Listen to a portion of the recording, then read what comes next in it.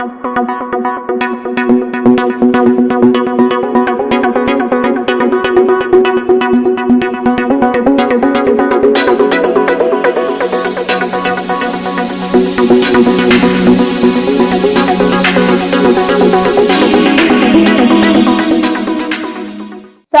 జిల్లా సదాశివపేటలో నగర సంకీర్తనలో భాగంగా ఇవాళ మంగళవారం ఉదయం 8:30 శ్రీ గాంధీ చౌక్ హనుమాన్ మందిరంలో హనుమాన్ చాలీసా లింగాష్టక పారాయణ సత్సంగం ఘనంగా నిర్వహించారు.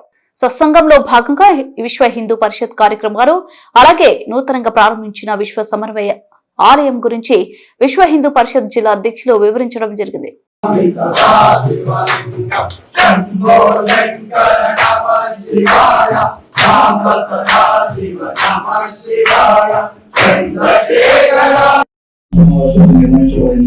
అదేవిధంగా 5 పంట కోసం ప్రణాళిక అని చెప్పేసి మనం మొన్న కూడా చెప్తున్నాం. అందరం కూడా సామాజిక సమరసత, అదేవిధంగా కుటుంబ ప్రబోధన, మన వయసు, పర్యావరణ పరిరక్షణ, ఇవన్నీ దాని విషయంలో కూడా ఈ సంవత్సరం మొత్తం కార్యక్రమాలు ఉంటాయి.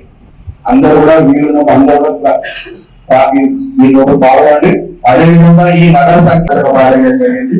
వచ్చే వారం మన పదకొండ మారడ హనుమాన్ మందిరం లోపల ఉంటుంది.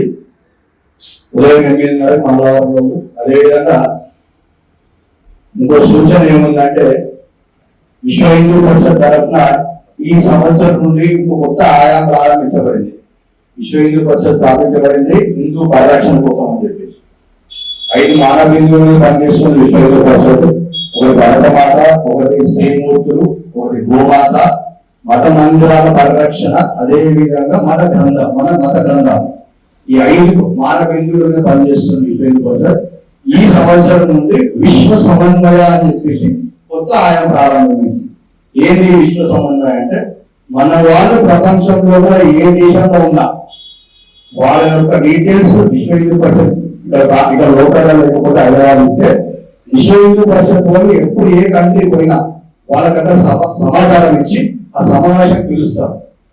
అక్కడ ఏమైనా ఇబ్బందులు ఉంటే వాళ్ళందరినీ కూడా సమన్వయం పరుచుకుంటూ కొత్తగా ఈ సంవత్సరం నుంచి స్టార్ట్ అయ్యింది. ఎందుకంటే ప్రపంచ దేశాల లోపల మనం అందరం చూస్తున్నాం, ప్రతి దగ్గర దాడులు విపరీతంగా జరుగుతున్నాయి. రాబోయే కాలంలో కూడా ఇంకా ఎక్కువ ఉంటాయి. కాబట్టి మన అందరం కూడా మన వాళ్ళ పిల్లలు అందరు ఎవరైనా ఉంటారో అందరు సేఫ్టీ పోతామని చెప్పేసి ఈ విశ్వ సమన్వయం అనేది కొత్తగా ఆయాం ప్రారంభించబడింది.